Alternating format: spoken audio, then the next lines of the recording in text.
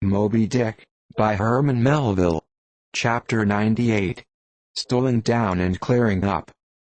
Already has it been related how the great leviathan is afar off descried from the mast-head, how he is chased over the watery moors, and slaughtered in the valleys of the deep, how he is then towed alongside and beheaded, and how, on the principle which entitled the headsman of old to the garments in which the beheaded was killed, his great padded surtout becomes the property of his executioner, how, in due time, he is condemned to the pots, and, like Shadrach, Meshach, and Abednego, his spermaceti, oil, and bone pass unscathed through the fire. But now it remains to conclude the last chapter of this part of the description by rehearsing, singing, if I may, the romantic proceeding of decanting off his oil into the casks and striking them down into the hold, where once again Leviathan returns to his native profundities, sliding along beneath the surface as before, but, alas, never more to rise and blow. While still warm, the oil, like hot punch, is received into the 6-barrel casks, and while, perhaps, the ship is pitching and rolling this way and that in the midnight sea, the enormous casks are slewed round and headed over, end for end, and sometimes perilously schooled across the slippery deck, like so many landslides, till at last manhandled and stayed in their course, and all round the hoops, rap, rap, go as many hammers as can play upon them, for now, XOFFICIO, every sailor is a cooper. At length, when the last pint is casked, and all is cool, then the great hatchways are unsealed, the bowels of the ship are thrown open, and down go the casks to their final rest in the sea.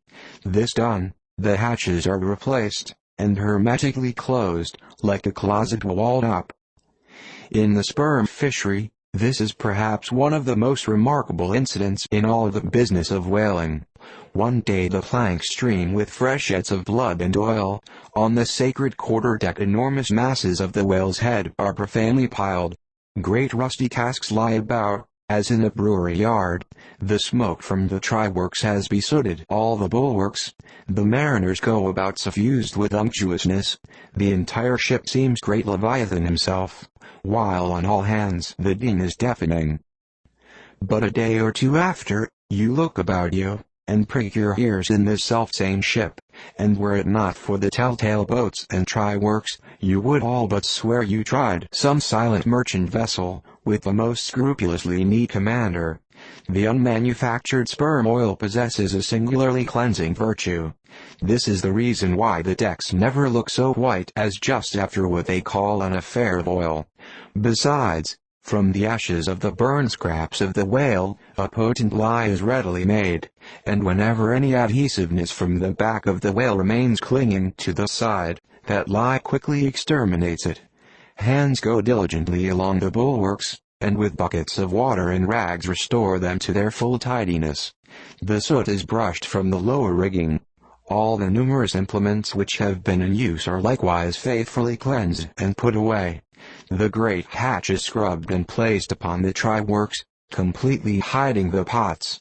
Every cask is out of sight, all tackles are coiled in unseen nooks, and when by the combined and simultaneous industry of almost the entire ship's company, the whole of this conscientious duty is at last concluded, then the crew themselves proceed to their own ablutions, shift themselves from top to toe, and finally issue to the immaculate deck, fresh and all aglow, as bridegrooms new leaped from out the daintiest Holland.